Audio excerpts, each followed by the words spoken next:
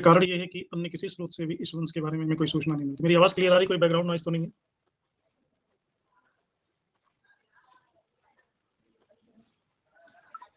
Good.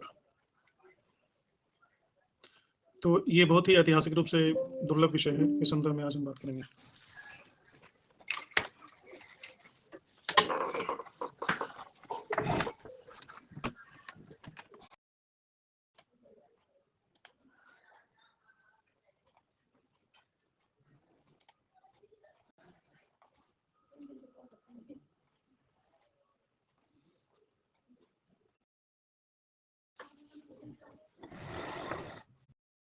की जानकारी का स्रोत है हाथी गुम्फा अभिलेख। खारवेल का प्रतीकात्मक चित्र ये दिया हुआ है, काल्पनिक चित्र, और ये अपनी स्तुति इतनी करता है अपने अभिलेख में। हाथी गुम्फा अभिलेख जो गुफा के दीवारों पर लिखा वो मेरे पीछे है, और हाथी गुम्फा आपके सामने है। इसको देखने मात्र से ऐसा प्रतीत होता है कि कोई हाथी खड़ा है, इसीलिए इसका नाम है हाथी गुम्फा अभिलेख।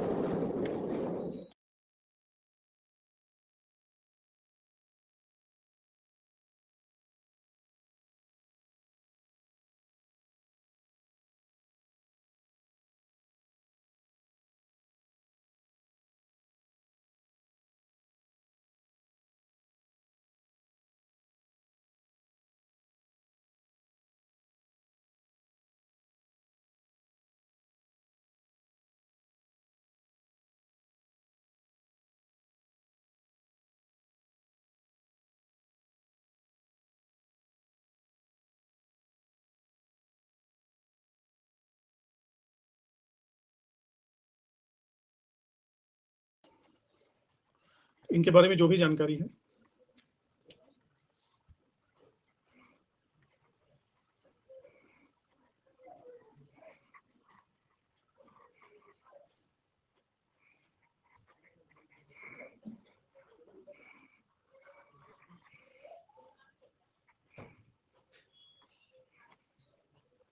ये कहानी उड़ीसा की है।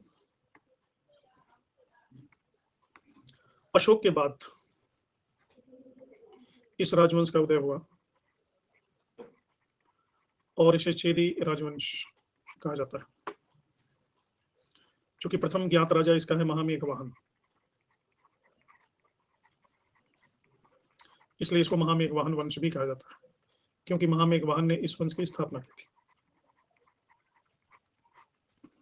संस्थापक के नाम पे खारवेल का एकमात्र हाथी गुम्फा अभिलेख ही प्रमाण मिलता है, और हाथी गुम्फा अभिलेख शायद ही नेट के इतिहास में आज तक कभी ऐसा नहीं हुआ कि हाथी गुम्फा अभिलेख से प्रश्न आया हो। इसके एक और शासक हुए हैं,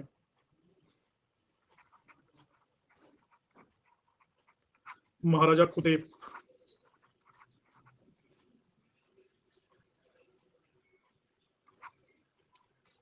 और इनकी भी एक गुफा अभिलेख मिली है जिसे कहते हैं पातालपुर गुफा लेख।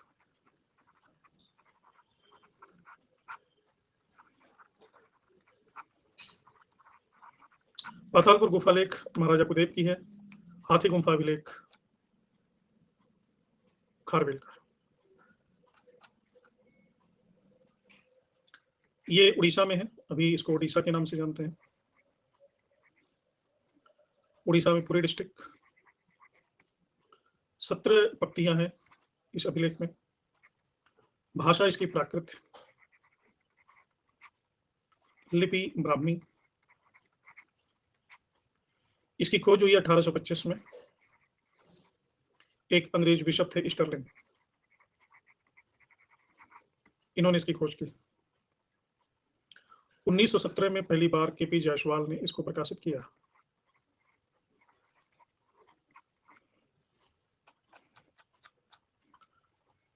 और सारी जानकारियों से ये पता चलता है कि ये प्रथम शताब्दी ईसा पूर्व की घटना है।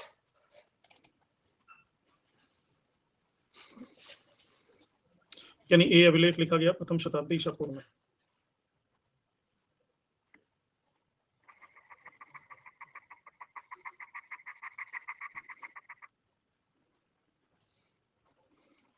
और ये ऐतिहासिक अभिलेख इसलिए माना जा सकता है कि खारवेल के 13 वर्ष शासन की प्रशंसा है इसमें, और वो भी सामान्य प्रशंसा नहीं है, क्रमबद्ध प्रशंसा है। यानी पहले साल में क्या हुआ, दूसरे साल में क्या हुआ, सब बताया। इसकी रचना किसने की, जैसे कि बहुत सारे अभिलेखों के रचयिता का पता है, वत्स भट्टी, हरिश्चंद्र वगैरह, लेकिन इसकी रचना की अज्ञात। कुछ चीजें खारवेल के हाथीकुंपा अभिलेख में पहली बार भारतीय इतिहास में शामिल होती, जैसे महाराज की उपाधि खारवेल ने पहली बार धारण की। इसके पहले कोई महाराज अपने आप को नहीं कहता था। 16 साल की अवस्था में ये युवराज बन गए, यानी सिंहासन के उत्तराधिकारी। 24 साल की अवस्था में ये महाराज बन गए।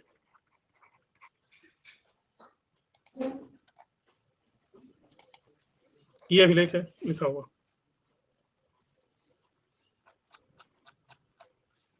इसमें वर्षवार विवरण है।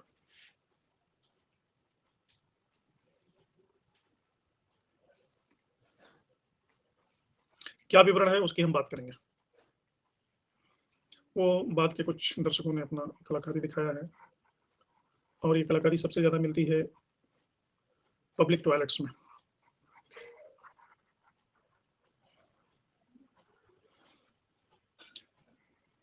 इतिहास को सर्वाधिक बर्बाद किया है लैला मजनू ने।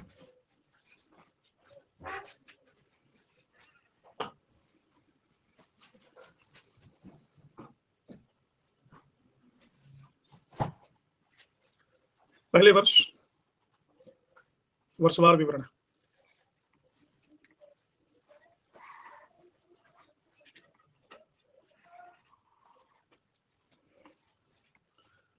पहले वर्ष के बारे में इन्होंने लिखा है कि 5 लाख सोने की मुद्रा को खर्च करके इन्होंने राजधानी कलिंग का निर्माण करवाया, जिसको अशोक ने ध्वंस कर दिया था।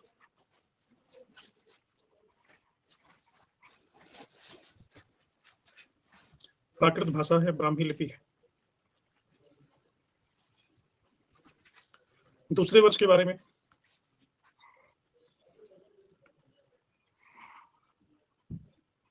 लिखते हैं सातवाहनों के संदर्भ में कि इन्होंने सातकर्णी प्रथम को हराया और मुशिक नगर और अशमक को जीत लिया।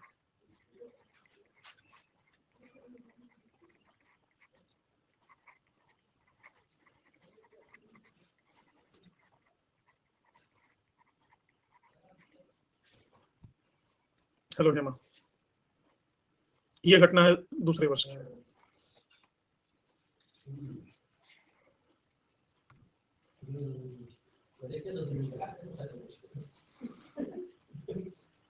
चौथे वर्ष, तीसरे वर्ष का विवरण नहीं देते हैं।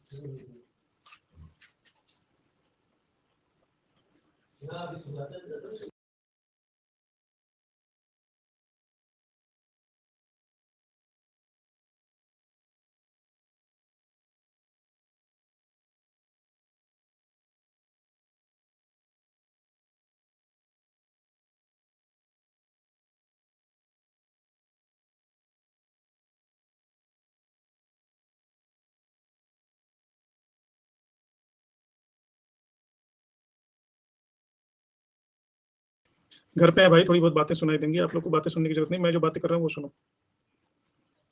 क्या हुआ, बातें सुनाई देती तो? आपसे ज्यादा तकलीफ मुझे इन बातों का।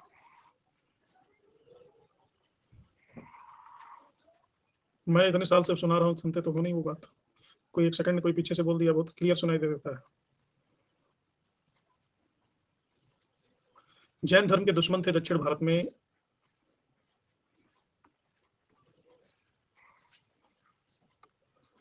ये चौथे वर्ष की घटना है।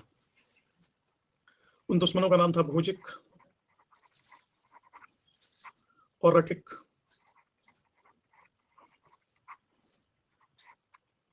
जैन धर्म की रक्षा के लिए इनको पराजित किया दक्षिण भारत में, और दक्षिण भारत में ही वहां जाकर के निवास किया।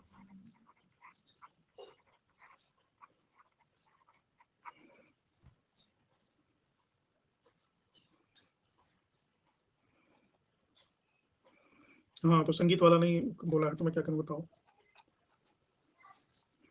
इसी चौथे वर्ष में ही एक विशेष बात कहते हैं कि जैन धर्म को ग्राम दान किया है।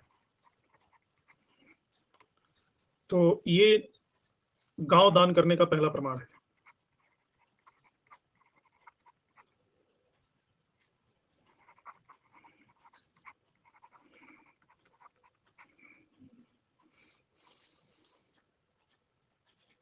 ये विशेष बात।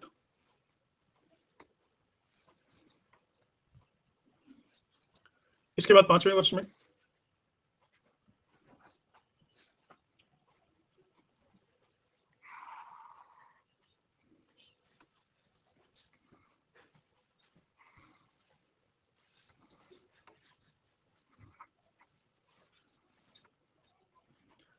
एक नहर जो बहती है मगध से, इस नहर का नाम है तंसुली। तंसुली नदी नहर के पानी को अपनी राजधानी ले आया।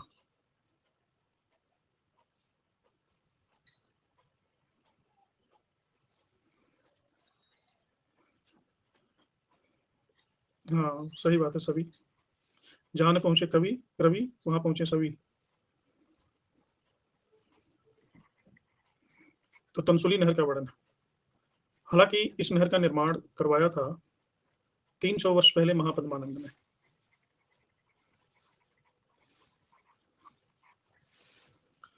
तो इसीलिए इसी 5वें वर्ष के विवरण ने नंद वंश को ऐतिहासिक बना दिया। क्यों? नंद वंश का विवरण देने वाला पहला अभिलेखीय प्रमाण है। नहीं तो, और ये अभिलेख नहीं मिलता तो नंद वंश पौराणिक ही रहता। और नहर का उल्लेख करने वाला भी पहला अभिलेखीय प्रमाण है।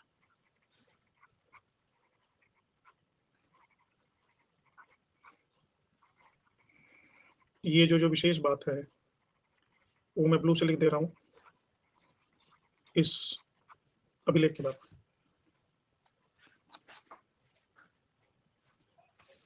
अब जैसे इनके विवरण से ज्ञात होता है कि इनका साम्राज्य कितना विस्तृत था।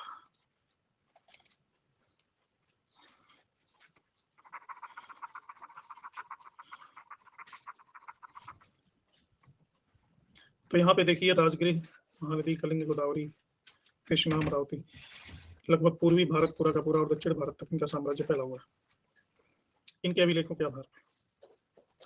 और ये भोजक हैं जिनको पराजित किया। सातवाहनों को भी इन्होंने पराजित किया, मगधों को भी हराया।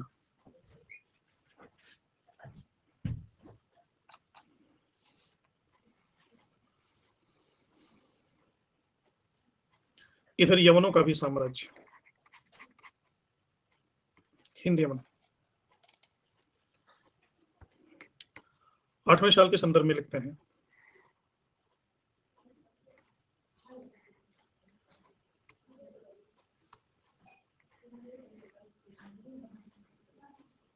कि उत्तरी भारत में बराबर की पहाड़ियां को पार करके यमन राजा दिमित्र को हराया। दिमित्र यानी डेमेट्रियस।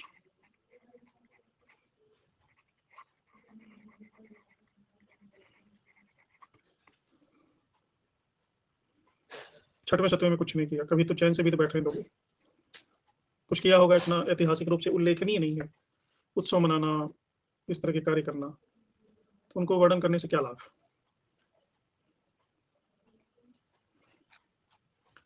9वां वर्ष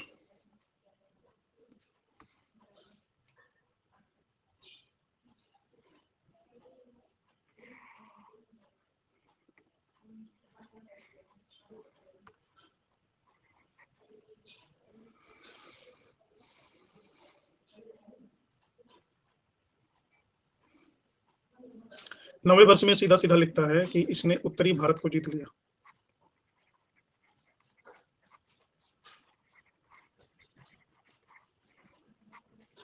और इस खुशी में एक नगर का नाम लिखता है प्राची नगर। नगर के किनारे इसने 2 महल बनवाया। इसके बारे में विशेष यह है कि स्थापत्य कला पर खर्च की सूचना देने वाला यह पहला अभिलेख दुनिया का।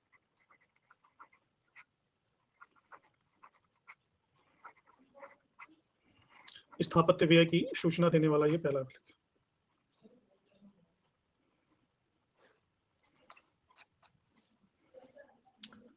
10वें अभिलेख में नहीं, 10वें वर्ष में।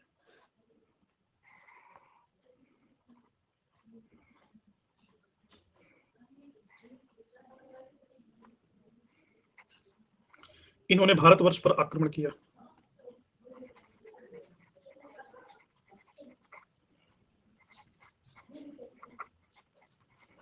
यही भारतवर्ष नाम मिलता है पहली बार अभिलेख में। लेकिन यहाँ भारतवर्ष से मतलब पूरे भारत से नहीं है, यहाँ भारतवर्ष से मतलब है गंगा घाटी, गंगा जमुना दोआब की बात हो रही है, ये इलाका।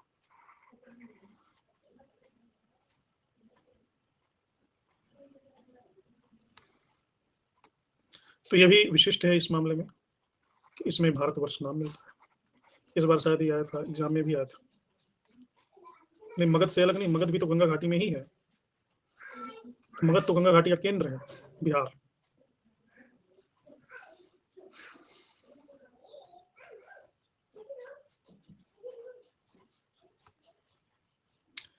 ग्यारहवें वर्ष के बारे में इन्होंने विवरण दिया है।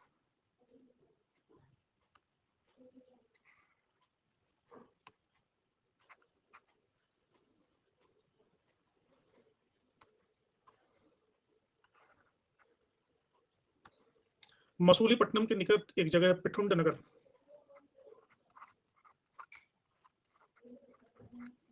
इसको जीत लिया। पिठुंड नगर तमिल संघ के अधिकार में था। तो यहाँ पे इन्होंने चोल, चेर और पांड्य, इन तीनों को पराजित किया। और सबसे इंपॉर्टेंट बात कि वहां पर इन्होंने गधों से हल चलवाया। तो पूरी दुनिया का पहला और आखिरी अभिलेख है जो गधों से हल चलवाने का विवरण देता है, क्योंकि आज तक कभी गधे ने हल नहीं चलाया था।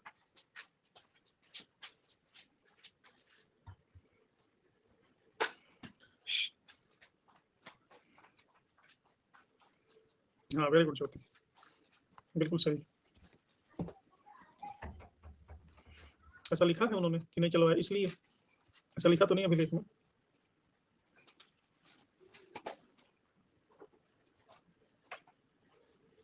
ये हम अनुमान लगा सकते हैं कि ऐसा होगा।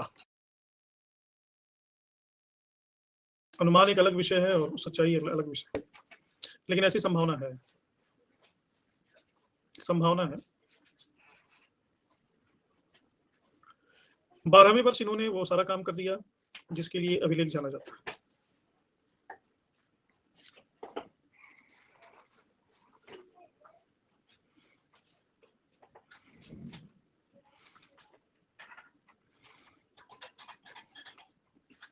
दो सैन्य अभियान इन्होंने कर डाले बैक टू बैक 12वें वर्ष। कौन कौन? उत्तर भारत में एक राजा है बृहस्पति मित्र। कुछ लोग कहते हैं कि यह पुष्यमित्र शुंग का ही नाम है, क्योंकि बृहस्पति का मतलब होता है पुष्य और मित्र का मतलब मित्र। इस बृहस्पति मित्र को हरा दिया और कलिंग में जा घुसा। और ऋषभ देव की एक बड़ी बहुमूल्य प्रतिमा थी जिनको आदि जिन कहते थे। आदि जिन का मतलब ये है कि जैनों के सबसे पुराने तीर्थंकर। इसको 300 साल पहले महापद्मानंद छीन ले गया था कलिंग से, इनको लेकर के आया। तो यह भी एक ऐतिहासिक बहुमूल्य तथ्य है, क्योंकि जैन धर्म में मूर्ति पूजा का यह प्राचीनतम प्रमाण है, अभिलेखीय प्रमाण।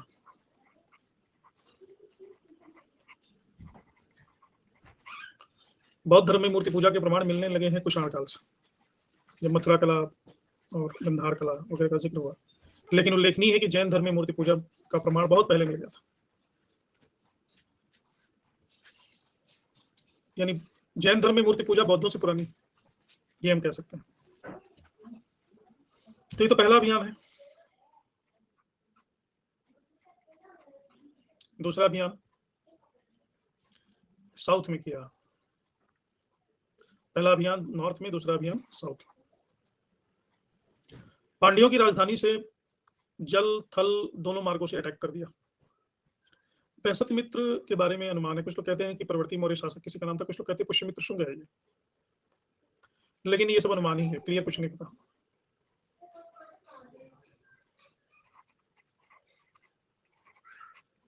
पांड्य आक्रमण उल्लेखनीय है कि यह इसका विजय भी हुआ था। अंतिम आक्रमण,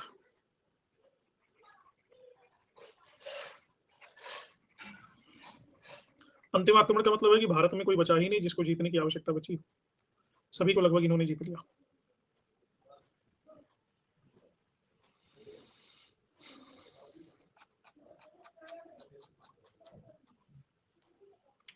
इसके बाद 13वें वर्ष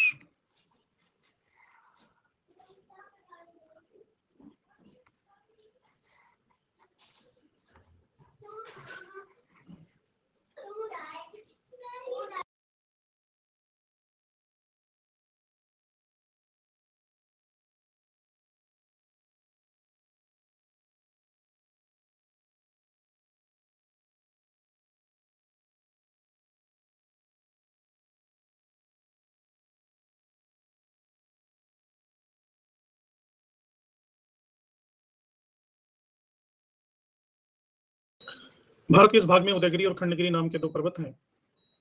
इन्हें इसने कहा है कुमारी पर्वत।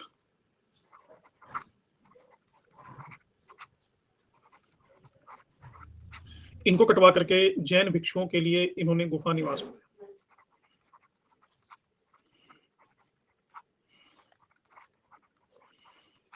ये उपसंहार है इनके अभिलेख।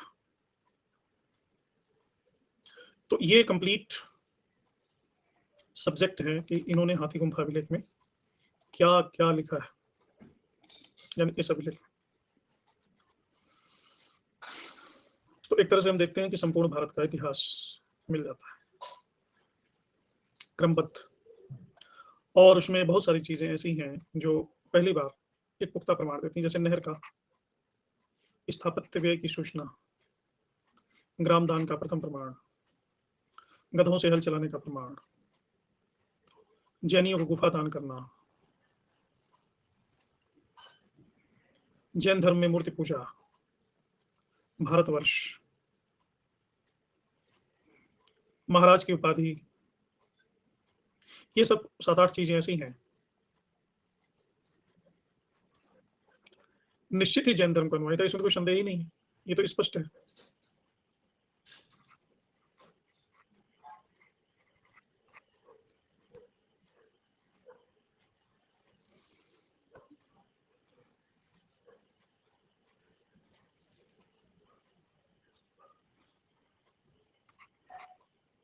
देखो मेरा भी स्रोत बुक ही है।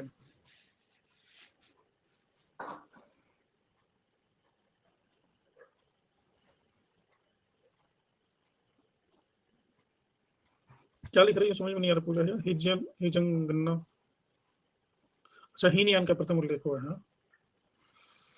ऐसा नहीं कह सकते, जनगण, जनगणना का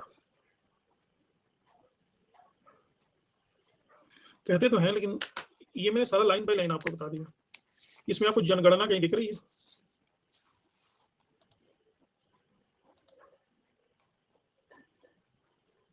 नहीं, वो तो है, वो तो मैं भी जानता हूँ है, लेकिन कहाँ है, प्रश्न नहीं उठता।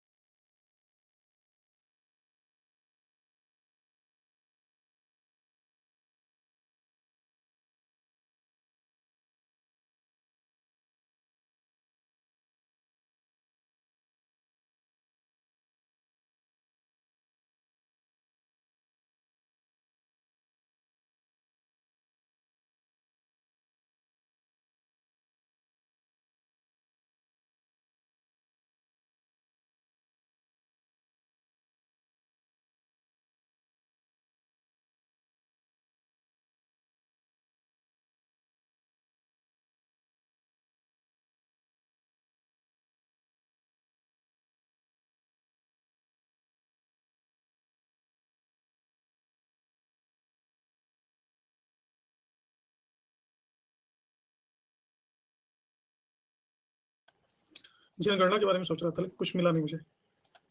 तो ये हुई शातवाहन या महामेघवाहन वंश के बारे में, जो कुछ भी हमें प्रमाण उपलब्ध है उनके बारे में, और उसके आधार पे ये पीछे निकलता है कि खारवेला का साम्राज्य इतना फैला हुआ था।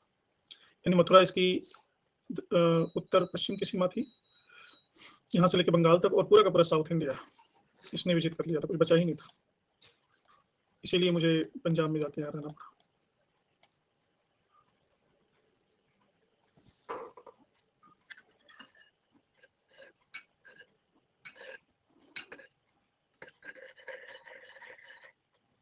हाँ, धर्मपत्नियां कभी कभी जब गहना वहना बनवाना होता है तो ऐसा कहती हैं। मेरे साथ भी ऐसी घटना घटती है, लेकिन वो बहुत प्रामाणिक वचन नहीं होता। जब पत्नियां प्रशंसा करनी शुरू कर दें अकारण निरुद्देश्य, तो तत्काल किसी आर्थिक हानि की आशंका से ग्रसित होकर के गंभीर हो जाना चाहिए।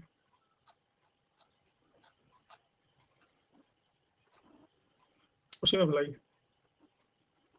और बेबात घर पे मुस्कुराना नहीं चाहिए बिला वजह। और यहाँ पे काम कर रहे हो वहाँ की तो दो चार ऐसी कहानियां सुनाते रहनी चाहिए, जिससे पता चले कि कितनी विपदा में जीवन चल रहा है। हालांकि ऐसा हो भी ना तो भी इससे अर्थव्यवस्था ठीक रहती है।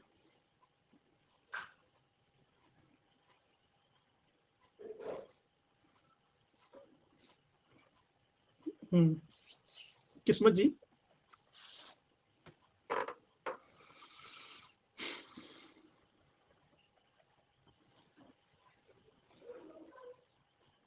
मानसिक लाभ तो नहीं।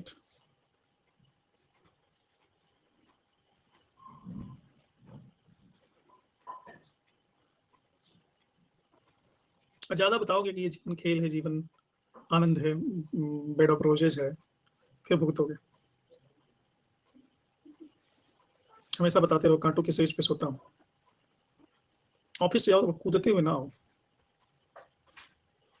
आके 5 मिनट सोफे पे ऐसे फैल कैसे हो जाओ।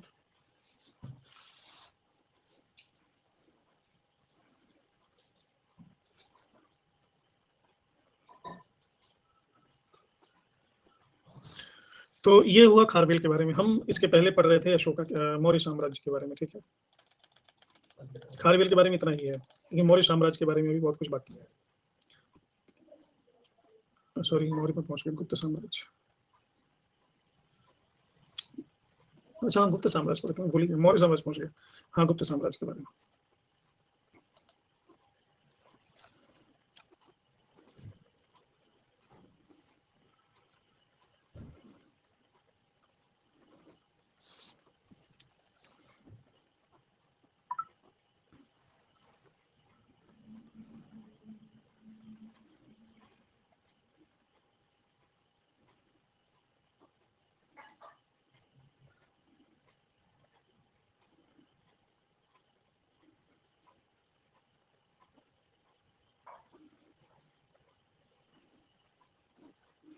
खासकर गुप्तों की अर्थव्यवस्था, गुप्ता इकोनॉमी।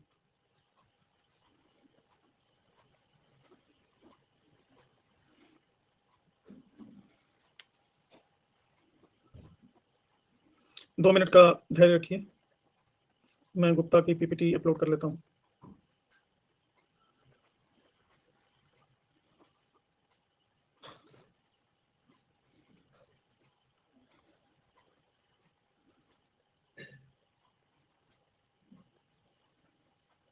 नहीं जी, गोरखपुर के पास महाराजगंज एक जगह डिस्ट्रिक्ट, वहां से।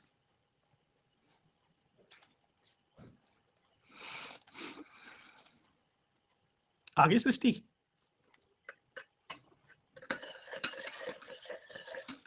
ना जी ना, होम पिलर तो मैंने नहीं देखा अभी तक।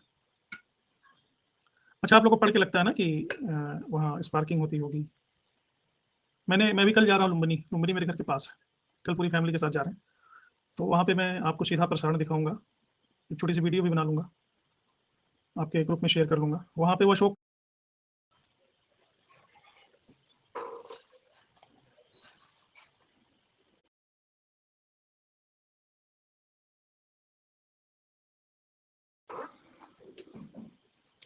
एक ग्रुप है ना मेरा, वो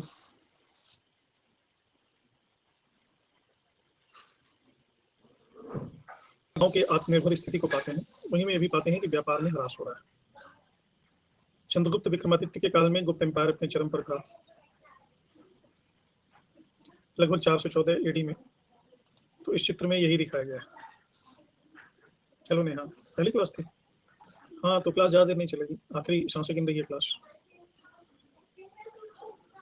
तो इसकी अर्थव्यवस्था के बारे में विशेष रूप से बात करेंगे, खासकर गुप्त एम्पायर के बारे में। तो स्वाभाविक है कि सबसे ऊपर होगा राजा, और यही सारी जमीनों का मालिक भी है। राजस्व का स्रोत है भूमि कर,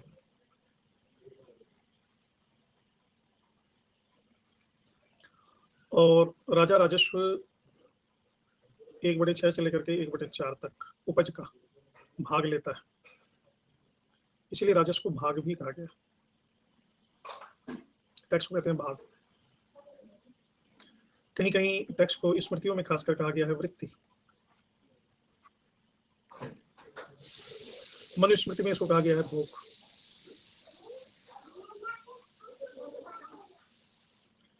लेकिन भोग एक कर नहीं था,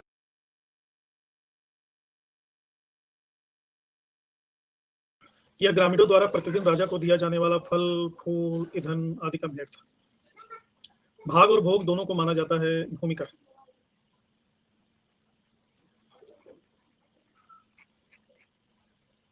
भाग भी भूमि कर है, भोग भी भूमि कर है।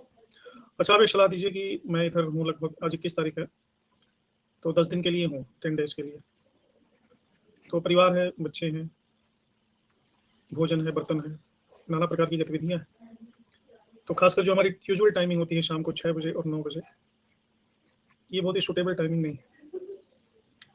तो क्या मैं क्लास को रिशेड्यूल कर दूं, एक 12 बजे कर लूं और दूसरी क्लास को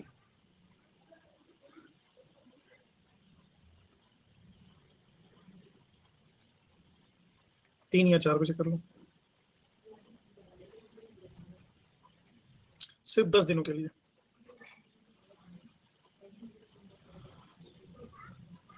क्योंकि फिर ये कटर पटर ये चलता रहता है।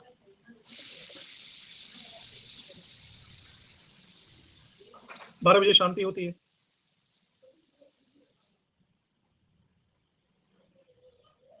कल परसों से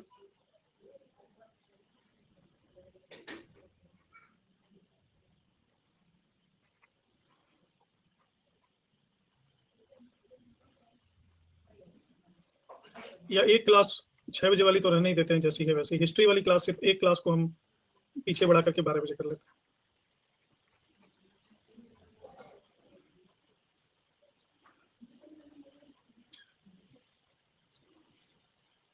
तो कितने लोग सहमत है यस लगाओ, जितने लोग सहमत है ट्रू लगाओ, जितने लोग नहीं सहमत है फॉल्स लगाओ।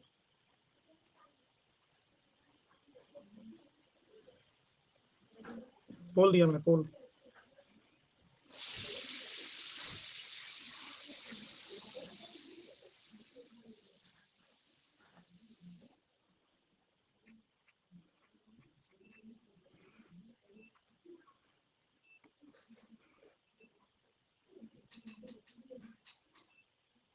हिस्ट्री वाली 3 बजे कर दूं, 3 से 4:30, 6 से 7:30। कितने लोग हिस्ट्री वाली कह रहे हैं 3 बजे से कर दूं, लेकिन थोड़ा बैकग्राउंड नॉइज होगा तो उसमें आपको देखना होगा, या कल से मैं सेटिंग करता हूँ थोड़ा अपने माइक्रोफोन की पहले जैसे।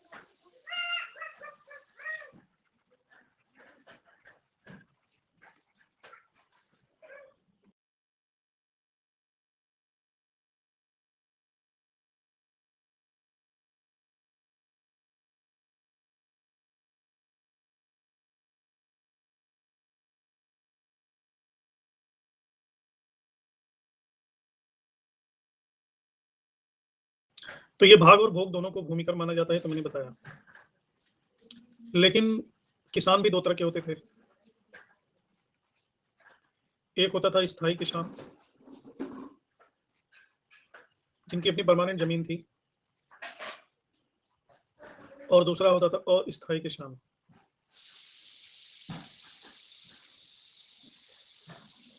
जिनकी अपना परमानेंट जमीन नहीं थी। तो इनके ऊपर अलग अलग से टैक्स लगता था। स्थायी काश्तकारों पर जो टैक्स लगता था उसे कहते थे उद्रंग। अस्थायी काश्तकारों पर जो टैक्स लगता था उसे कहते थे ऊपरी कर।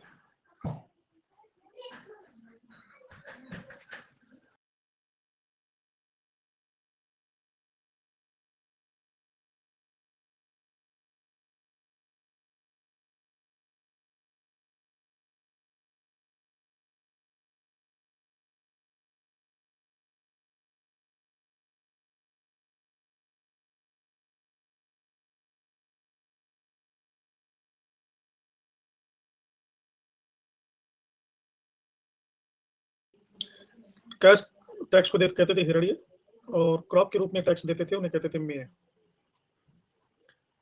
धार्मिक कर, जिसको तीर्थ यात्रा कर भी कह सकते हैं, वो था बलि। करों की इतनी गणना है, इसका कोई इसी कोई सीमा ही नहीं दिखती, हर चीज पे टैक्स था। सिंचाई पे भी टैक्स है,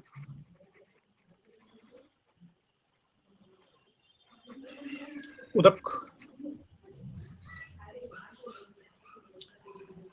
टैक्स जो वसूलता था, चुंगी खासकर जो वसूलता था, चुंगी यानी टोल टैक्स।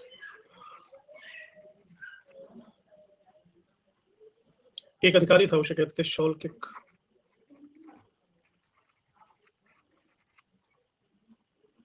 कौन सा टैक्स किस टाइप का है,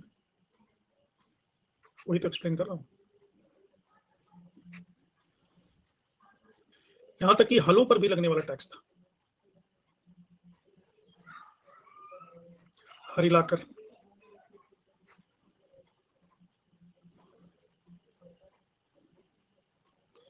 बारिश के लिए वायु और देवताओं, हवा पानी के देवताओं की पूजा की जाती थी,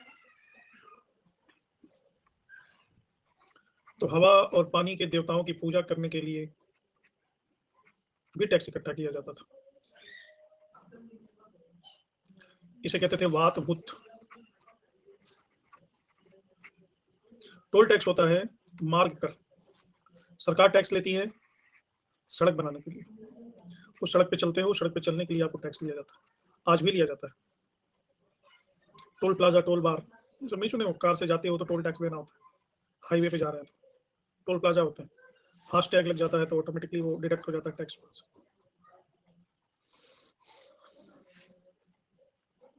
सेना जब युद्ध करने जा रही है तो युद्ध के समय सेना के लिए प्रजा द्वारा रसद इकट्ठा किया जाता था, उसको वही एक तरह का टैक्स ही था, वो भार भी प्रजा के ऊपर पड़ता था, उसको कहते थे अवलगक। गुप्त काल में टोल टैक्स को कहते थे शुल्क, और टोल टैक्स वसूलने वाले अधिकारी को कहते थे शॉल किक। सेल टैक्स भी था,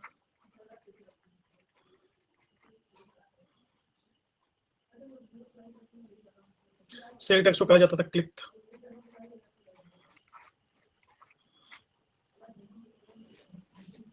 कुछ लोगों के पास जंगल था, जंगल में काफी फल, लकड़ियां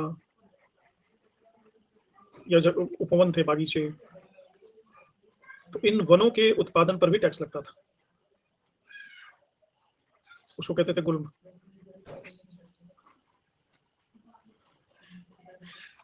जनता के पास बचता था दुख।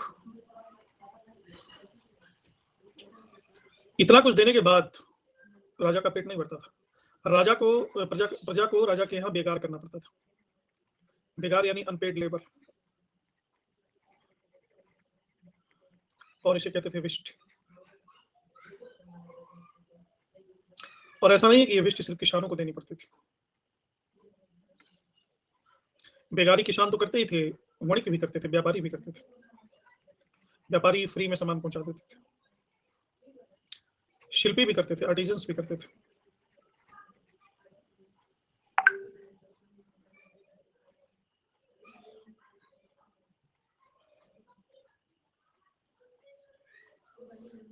वाकाटक अभिलेख और कामसूत्र में इस बेगारी के बारे में विस्तार से मिलता है।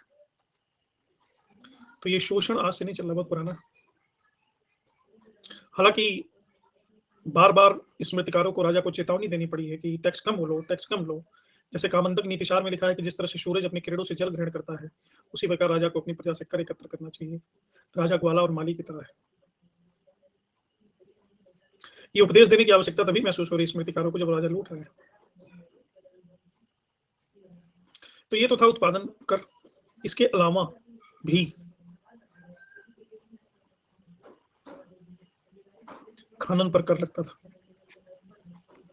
माइनिंग, नमक पर बनाने में लवण टैक्स, किसी के पास कोई धरोहर मिल गया, खजाना गड़ा हुआ मिल गया, उस पर टैक्स। नारद स्मृति और पहाड़पुर और बेलगाम ताम्रपत्र चिल्ला चिल्ला के कहते हैं कि 1/6 से ज्यादा टैक्स न लिया जाए, लेकिन मनुस्मृति में अकेले ही कई प्रकार के उपज की दर मिलती है। 1/6 या 1/8 या 1/12वां भाग, अलग अलग भाग मिलता है मनुस्मृति में। और इनको वसूलने के लिए अधिकारियों की एक भयानक फौज जीभ लपलपाते खड़ी रहती थी।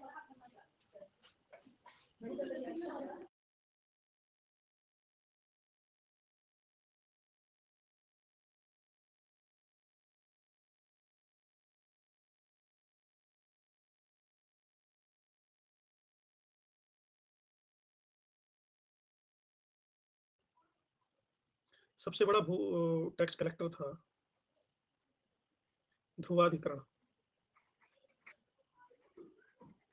कल से मैं सारी क्लासेस कर दे रहा हूँ 12 बजे, ठीक है, हिस्ट्री वाली 10 दिनों के लिए, और पेपर 1 जो चल रही है शाम को वो चलेगी, क्योंकि मुझे भी डिस्टर्बेंस हो रही है और मैं डिस्टर्ब रहूंगा तो पढ़ूंगा क्या।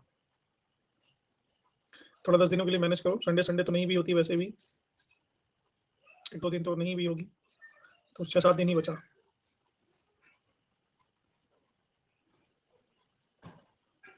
मुझे एकाग्रता की आवश्यकता है ना, ऐसे थोड़ी ना होगा। ध्रुवाधिकरण था टैक्स कलेक्टर। कल तो ऑन टाइम होगी, कल के बाद।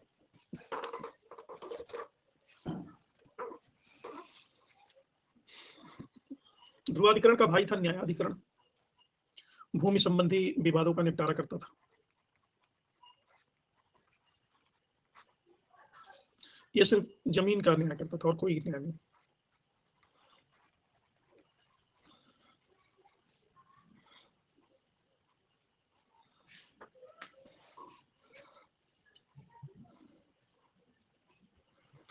भूमि का लेखा जोखा सुरक्षित रखने वाला अधिकारी था महाअक्षपटलिक।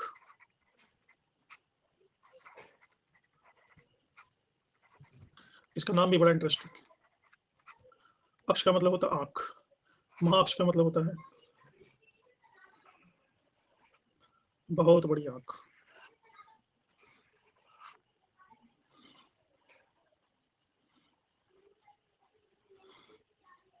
पटलिक का मतलब होता है पटल पर रखने वाला।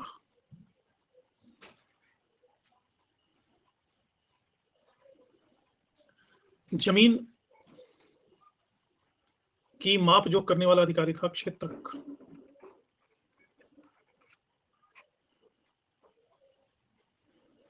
और जमीन कोई अपने आप खरीद बेच नहीं सकता था, इसके लिए जिलाधिकारियों से अनुमति लेनी पड़ती थी।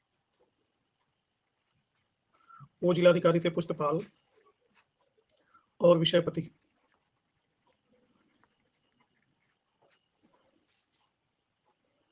यानी जमीन का मालिक किसान नहीं है,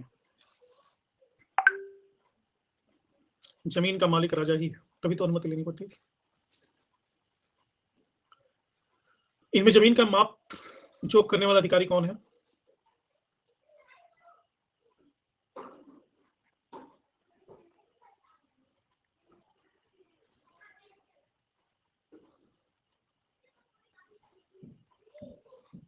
क्षेत्रक। लेकिन गुजरात साइड में हम देखते हैं मैत्रक राजा, पश्चिमी भारत में, इनके अंडर में जमीन की माप जोक करने वाला अधिकारी था प्रमात्र।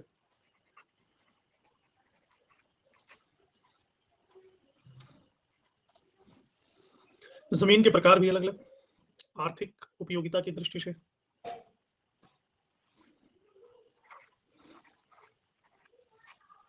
खेत को कहते थे क्षेत्र,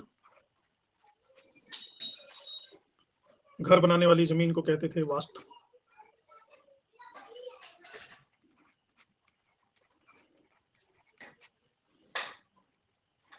चारागाह के लिए गोचर। कुछ ऐसी जमीनें थी जो जोती नहीं जाती थी क्योंकि वहां पे खेती नहीं की जाती थी।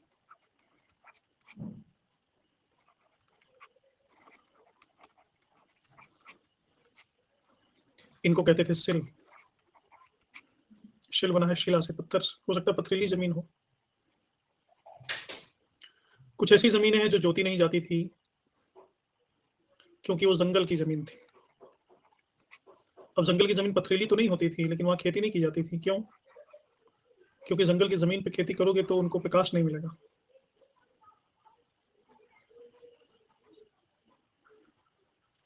और दूसरा, सारी उर्वरा शक्ति को ये पेड़ खींच लेंगे, फसलों को कुछ नहीं बचेगा, जल भी। तो ऐसी जमीन को जो जंगल में थी लेकिन जिसपे खेती नहीं होती थी, इन्हें कहते थे अपृहत।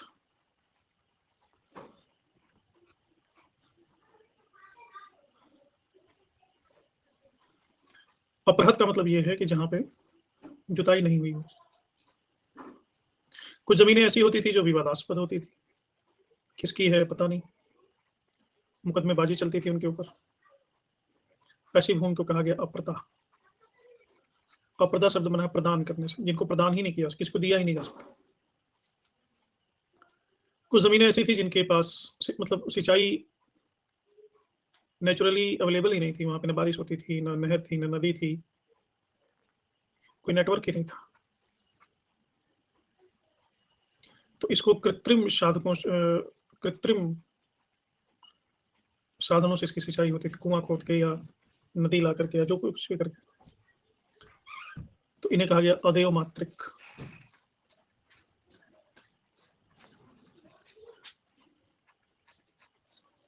यानी ऐसी जमीनें जिनको भगवान भी नहीं चाहते।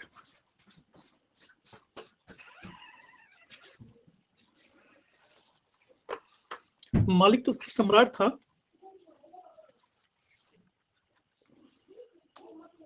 लेकिन सम्राट खेत नहीं जोतता था। भारत के मालिक भारत के राष्ट्रपति हैं,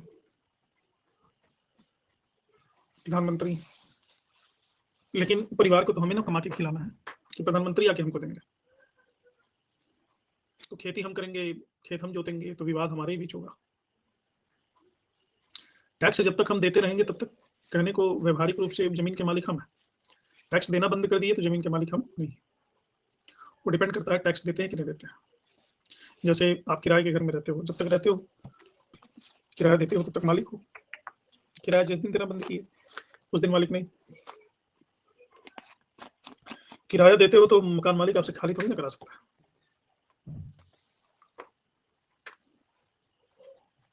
इंस्क्रिप्शन वाली बुक ऑनलाइन नहीं, सभी लोग 200 रुपये भेज दो, मैं भेज दूंगा। कहाँ ऑनलाइन डालूंगा, कैसे, बड़ा लंबा काम है वो। काम तो छोटा सा ही, लेकिन मेरे लिए पता नहीं, मेरा मन नहीं बन रहा है कि क्या नहीं हो रहा है। दूसरों की तो मैंने डलवा दी, अपनी मैं डाल नहीं पा रहा हूँ।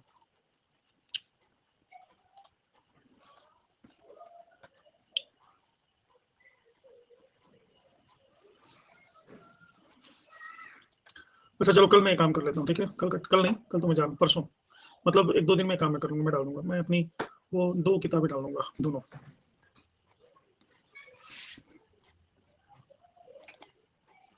गुप्त काल के संदर्भ में निम्नलिखित करों में से क्या सुमेलित नहीं है? उत्तरंग स्थायी काश्तकारों पर लगाया जाने वाला भूमि कर, उपरिकर अस्थायी किसानों पर लगाया जाने वाला कर, हिरण्य सिंचाई के लिए नहरों पर लगाया जाने वाला कर, मेय अनाज के रूप में दिया जाने वाला कर।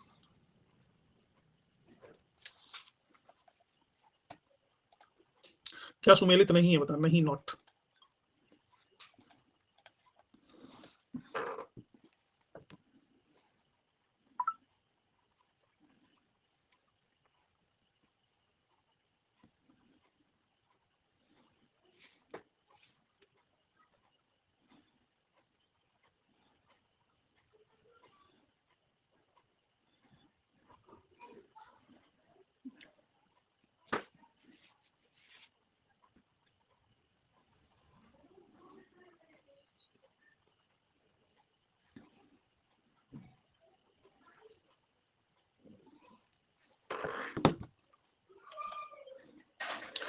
तो ये फाइनल लीडर बोर्ड है। ज्योति फर्स्ट, प्रशांत सेकंड, गुड़िया थर्ड, ब्यूटी फोर्थ, सपना, प्रिया, आरू, नीतू,